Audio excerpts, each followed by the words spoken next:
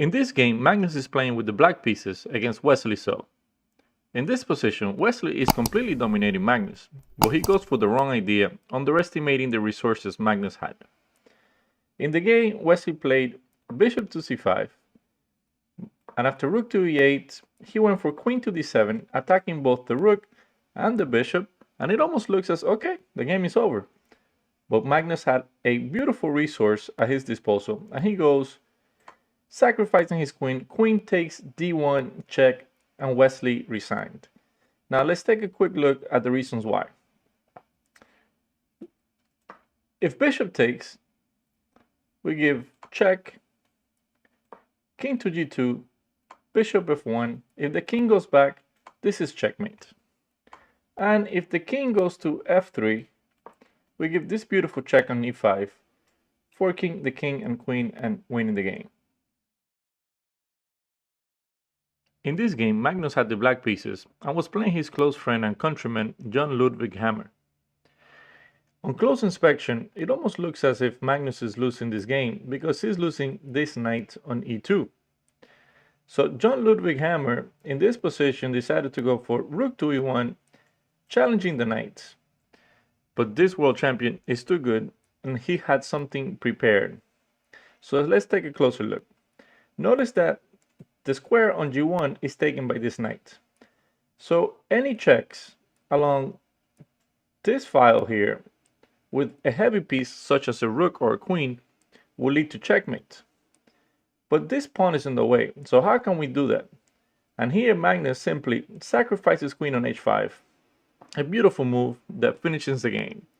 And Hammer had to resign. The reason for this, after pawn captures, the rook comes to h4 and it is checkmate. In this game, Magnus Carlsen had the white pieces and his opponent played the move h6.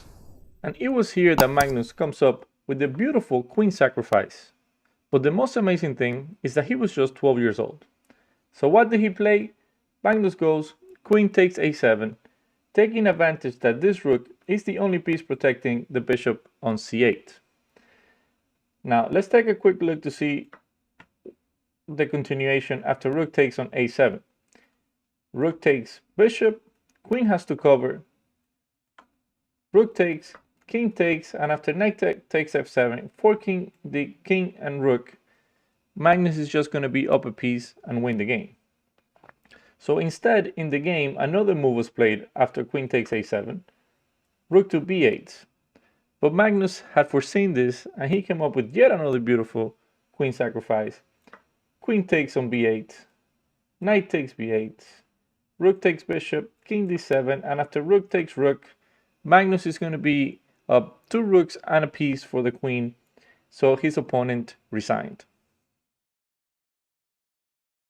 Here Magnus is playing with the white pieces against Vichy Anand, one of the best players in the world. Before we look at the move Magnus played, let's quickly examine the position, which is a thing of beauty. All of his pieces are in the perfect squares, all having an important role in the attack. Notice that the bishop on c4 and both the rooks on the f file are putting maximum pressure on the square on f7. The bishop on b2 and the queen on d4 could potentially deliver a checkmate on g7 or h8. And of course, the knight in the middle of the board could just come into f6, could come into g5, and potentially assist on the attack. So here, Magnus played g4, removing the bishop from f5, which is the only piece actually in the way of the rooks in order to attack the pawn on f7. So because of this, Vichy had to go to e6, and Magnus simply removes the defender by playing bishop takes e6. Pawn takes, and rook takes f8, removing yet another defender around the king. Vichy has to take with the bishop, and here Magnus surprisingly played a mistake, and he could have finished the game as he did, but a move earlier. He played here the move c3, which is a big blunder. Vichy goes knight to c6, but this gives Magnus yet another opportunity to find the best move, and he does, this time by playing knight to f6 check.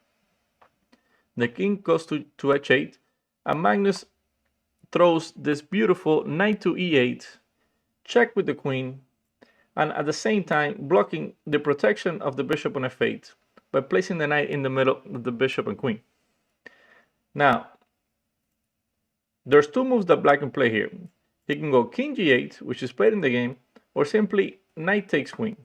But if knight takes queen, this leads to checkmating 1 with rook takes f8. So knight takes e5 is not possible.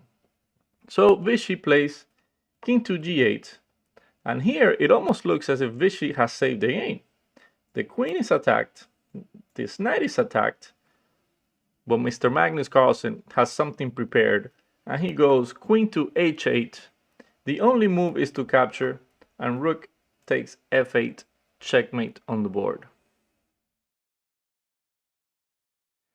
In this game, Magnus Carlsen had the white pieces against Sergei Karyakin of Russia. The reason this position made it to number 1 is the significance of the game itself, since it was played in the World Championship match tiebreaks, allowing Magnus to retain the title. On close inspection, it almost looks as white is going to get checkmated, either queen to g2 or queen to f1, and it's game over. So what did Magnus do here? Well, he delivered a checkmate of its own by playing the move queen to h6, a beautiful combination that finished the game on the spot. If pawn takes queen, rook takes f7, it's checkmate.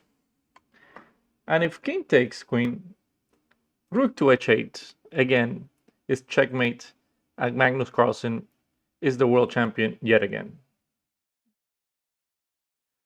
I had to throw this bonus in because of the beauty and the unexpected nature of the move played by the world champion. In this game, Magnus had the black pieces again against Sergei Karyakin.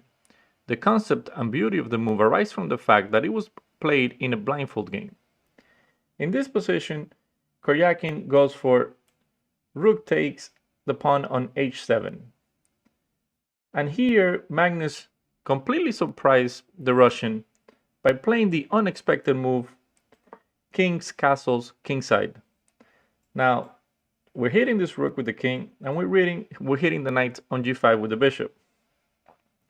So the rook retreats, goes to h6, and we can simply, in this position, take the knight, since after rook takes pawn check, king goes to h7, and after the rook recaptures the bishop on g5, we can give a back rank checkmate with rook to f1.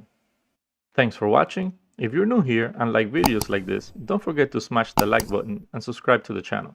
Remember, and always keep in mind, that in chess, attacking ideas and possibilities are always around, and we must keep a vigilant eye for these resources, so that we can make brilliant moves like Magnus. As always, stay safe, have a great day, and show respect to your opponent. See you next time.